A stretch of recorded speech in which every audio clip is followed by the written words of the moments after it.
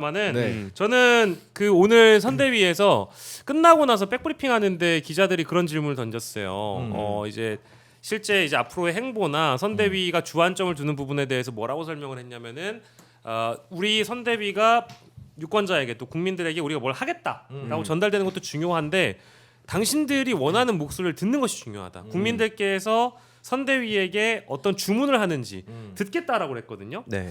그래서 이제 경청 민주당 선대위가 이제 주요 방점을 경청으로 일단 찍었고 네. 그래서인지 몰라도 내일입니다. 이재명 후보 첫 일정이 저는 굉장히 좀 만족스럽습니다. 내일 근로자의 날이거든요. 네. 근로자를 만나는 게 아니에요.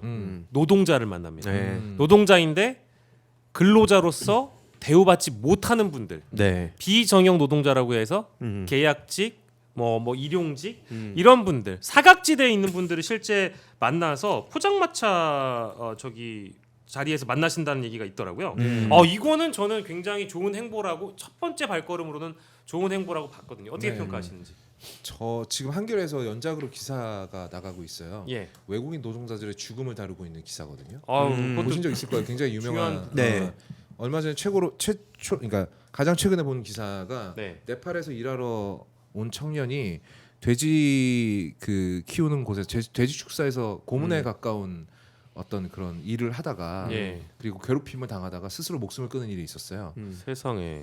28살이었습니다. 아. 네, 굉장히 부푼 꿈을 안고 한국에 오는데 4년이나 걸렸고요. 예.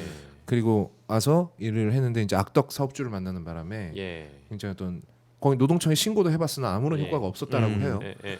근데 저는 앞으로 대한민국이 좀 더 큰 규모의 경제 대국으로 가기 위해서는 예. 이 부분도 분명히 해결을 해야 되고 일단 자국 노동자 챙겨야겠죠. 예. 하지만 지금 우리나라 산업 혹은 농업 예. 상당히 많은 부분에서 우리나라 노동자들조차 힘들어서 안 하는 일들 하고 있는 외국인 노동자들 네. 역시 저는 이재명 대표가 챙길 거라고 생각하고요. 예. 첫 번째 발걸음으로 굉장히 잘한 선택이고 예. 그동안 노동부 장관이 누구였는지를 생각해 본다라고 한다면 아, 예. 끔찍합니다. 예. 뭐 등잔 밑이 어둡다라는 말도 있지만 등잔이 뒤집어져 있으면 더 어두울 수밖에 없는 거거든요. 아. 예. 노동계에 먼저 손을 내미는 건 아주 현명한 네, 좋은 말씀이시고 여기 아까 비정형 노동자라고 제가 말씀드렸는데 이분들 못지않게 또 사각지대일지 모를 외국인 근로자분들, 노동자분들도 선대위 차원에서 챙겨보는 것도 좋은 아이디어라는 생각이 들고 또 네. 대도시가 아니라 소도시 중심으로 네. 또 간다고 하네요. 경기 포천 연천 그리고 강원 철원 화천 인제 고성 속초 양양 강릉 동해 삼척 태백 그리고 5월 4일은 경북 영주 예천 충북 단양 영월 제천 광폭 행보인데 이제 이런 소도시 중심의 어떤 투어도 매우 중요한 일이죠. 네. 이것도 뭐 옳은 행보라고 보고요. 아무튼 좋은 평가를 받을 것 같습니다. 우리 황희두 이사님께서 어떻게 보셨는지? 그러니까 이게 휴식과 재충전 관련한 포스팅을 또 오늘 하셨거든요. 특히 내일 노동절에 맞춰서 또 여러 가지 공약을 또 내실 것 같은데, 예. 그러니까 사실 중요한 거는 노동 시간에 대한 개념이 예. 지금 국힘 계열은 아예 없지 않습니까? 네. 그냥 인간을 한 인간으로 생각하는 게 아니라 네. 그냥 이제 얼마든지 갈아 넣어도 된다. 네. 막 그런 의식을 갖고 있다 보니까 뭐 주 4.5일째 거쳐서 주 4일째까지 가야 된다. 이제 하루아침에 되는 건 아니니까 그 단계적으로 가고 예. 특히 이제 뭐 재충전 휴식을 위해서 뭐 내수시장 활성화랑 또 맞물려서 예. 국내 여행에 대한 여러 가지 뭐 제도라든지 예. 그래서 이제 뭐 교통 문제, 뭐 통신비 문제 이런 것들을 이제 아까 포스팅에 올리셨어요. 근데 예. 제가 사실 그 지점에서 하나 얘기하고 싶은 게 뭐냐면 예. 이준석이라는 사람이 계속 미래지향적이라고 포장을 하잖아요. 맞네요. 네. 근데 아까 그 외국인 노동자 그 리쇼어링 공약에서 완전히 시대착오적인 얘기를 하지 않았습니까? 혹시 모르실 분들을 위해서 간단히 말씀드리면 예. 쉽게 말해서 외국인 노동자가 현지 임금을 받는 수준으로 그 대한민국에서 받게 하겠다 이 얘기였어요. 핵심은. 그렇게 하면은 이제 그 해외에 나간 기업들이 국내로 돌아온다. 그래서 이제 리쇼어링 정책이라고 그렇게 포장을 한 건데 예. 그럼 생각을 해보자고요. 저 이제 그래서 찾아봤습니다. 네. 베트남의 평균 임금이 한 지금 40만 원대고 그나마 이제 하노이 같은 데가 한 50만 원 정도 되더라고요. 51만 원 정도. 예. 근데 그 돈을 한국에서 주겠다는 겁니다. 이게 그러니까 베트남 노동자를 데려와서, 네, 데려와서. 한국에서 일을 시키고 네. 월급은 그냥 주던 대로 주겠다는 네, 얘기잖아요. 50만 원 줄게. 51만 원 주겠다는 거죠. 그렇죠. 예. 그 돈을 주면 그러면 이제 해외에 나간 기업들이 한국에 돌아온다. 해외 요- 기업이 한국으로 돌아온다. 네, 해외로 나간 기업들이 해외에 다시 나가서 국내로 공장 차린 돌아온다. 기업들이 한국으로 네. 돌아온다. 베트남 평균 임금을 주는데 네. 베트남 기업이 한국에 돌아온다. 네. 베트남에 나간 기업이 한국으로 네, 돌아온다고요? 한국 기업이 다시 돌아온다. 안 하다. 그러니까 말이 안 되잖아요. 근데 이런 헛소리 이걸 만약에 예를 들어서 민주당 후보가 이렇게 얘기했다고 칩시다. 이재명 후보님뿐만 아니라 어느 누가 이 얘기를 해도 언론이 물고 뜯고 난리가 났을 겁니다. 사실 이 자체만으로도 얼마나 시대에 뒤떨어진 헛소리를 했는지 쉽게 알 수 있는데 이준석은 심지어 자꾸 이걸 야심차게 던졌고 그걸 그냥 따옴표로 그대로 써주는 언론사들이 태반이었습니다. 그러니까 이런 사람이 자꾸 미래 뭐 과학 이런 얘기를 한다고 해서 미래지향적인 사람도 아니고요. 아무튼 그런 차원에서 봤을 때 지금 이재명 후보님은 실질적으로 이제 노동 시간뿐만 아니라 뭐 산업 정책이라든지 이거 두루두루 챙기고 계신다.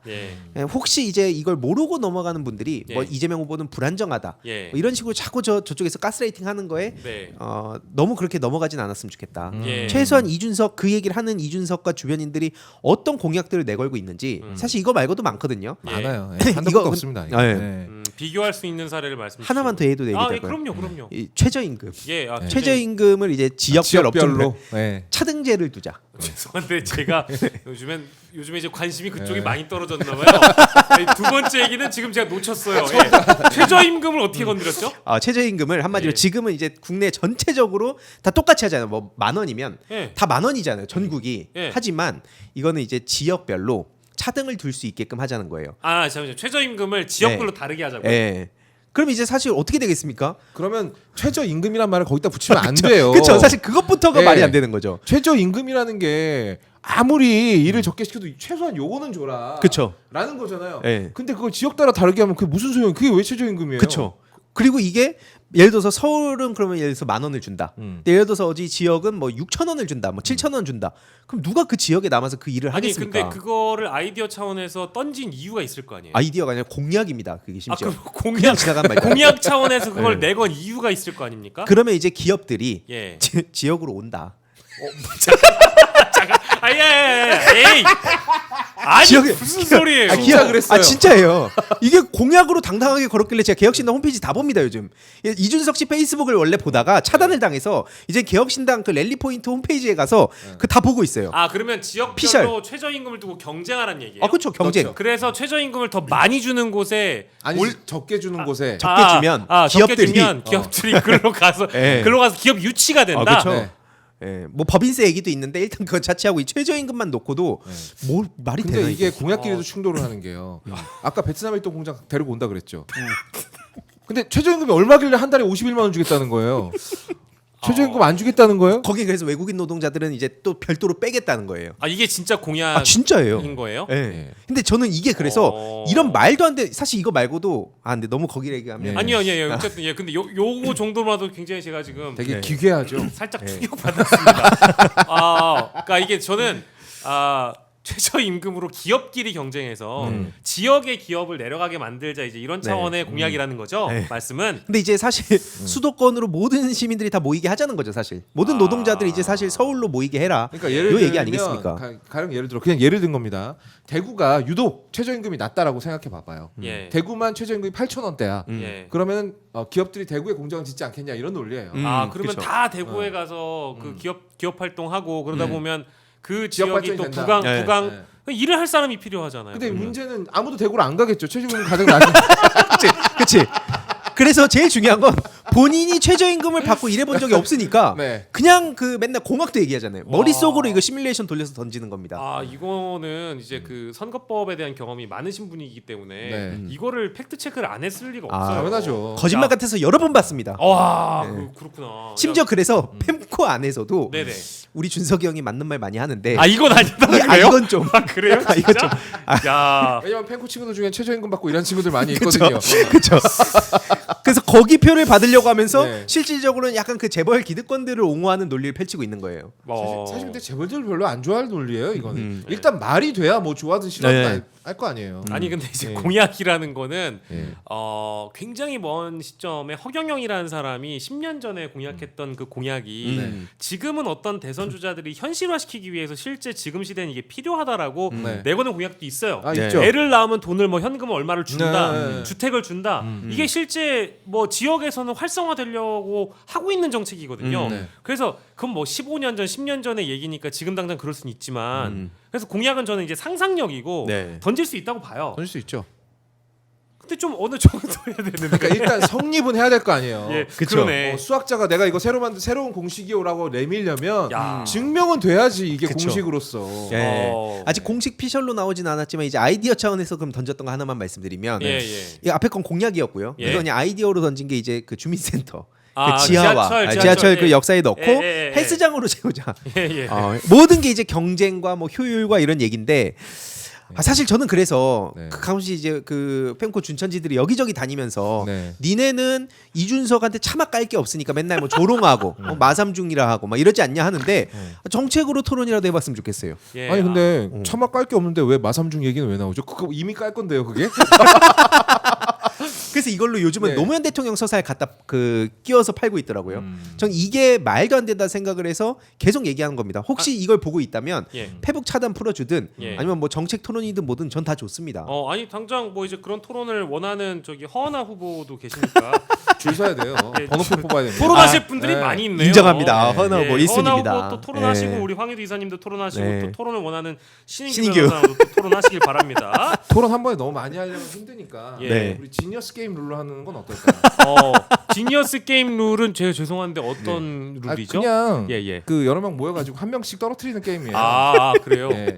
저번에 이준석 후보 거기 갔다가 꼴등으로 떨어지지 않았습니까? 그렇죠. 이랬다. 시즌 1에서 탈락했다는 저 얘기가 제일 첫 번째 예. 탈락자였었어요. 예. 0킬 1데스 본인이 죽었죠. 야 근데 진짜 정말 네. 근데 저는 그 공약은 신기하죠. 좀 충격적이긴 네. 합니다. 아. 예, 둘 다 좀 그렇긴 하고요. 네. 일단 제가 잘 찾아보고 네. 저도 좀 관심을 더 네. 가져야 되겠습니다. 이게 요즘에 다- 좀 뜸했네요. 다 명태균 때문이에요. 아 이제 왜 나와 이렇게 그쵸. 이준석 곁을 빨리 떠나? 그치. 그러니까. 아니 뭐 이제 맞아요. 그 저기 석방이 되셨으니까 네. 보석으로 풀려나셨으니까 지금 또 도와주고 계신지는 또 모르죠. 뭐. 아, 예. 근데 사실 이게 저는 단순히 그러니까 뭐 말꼬리 잡자 이런 차원의 문제가 아니라 이게 예. 중요한 게 이재명 후보님의 막 10년 20년 전 발언을 가지고 와서 지금도 공격을 하면서 뭐랍니까? 대선 주자잖아. 이런 식으로 검증을 해야 된다는 명분으로 5만 가지 얘기를 다 하거든요. 아유 모든 대선 후보는 다 검증 받아야 돼요. 네. 근데 이준석 씨 같은 경우는 과거에 심지어 고속도로도 민영화하자는 얘기도 했었습니다. 그러니까 제가 하도 맨날 뭐 공약이든 뭐 정책으로 비판을 못 하니까 맨날 조롱만 한다 이러길래 그래서 제가 굳이 공약을 다 봤어요. 진짜 이제 몇 날 며칠 동안 공약 다 보고 이거에 대해서 얼마든지 그럼 토론을 하자. 그래서 제가 고속도로 민영화 이것도 경쟁에 붙이면 된대요. 가격이 떨어진대요. 저 진짜 민영화를요? 민영화를 하면 고속도로- 고속도로도 가격 그 경쟁을 붙이면은 그래서 당장 옆 나라인 일본도 지금 한국하고 그 가격이 같은 한 300km 정도 그 거리에 그 비용을 비교해 보면 차원이 다르거든요. 그러니까 이제 필수 인프라에 대한 개념 없습니다. 좀 아쉽습니다. 네. 아쉽고요. 대단해요. 네, 자꾸 효율 하는데 효율성 예. 따지면 개혁신당이야말로 없어지는 게 나아요. 네, 그렇잖아요. 그리고 인정합니다. 춘천지 친구들도 말이에요. 당신네들 부모님이 그렇게 효율을 따졌으면 그만하겠습니다. 알겠습니다. 어떤 말씀하실지 너무 잘 알겠고요.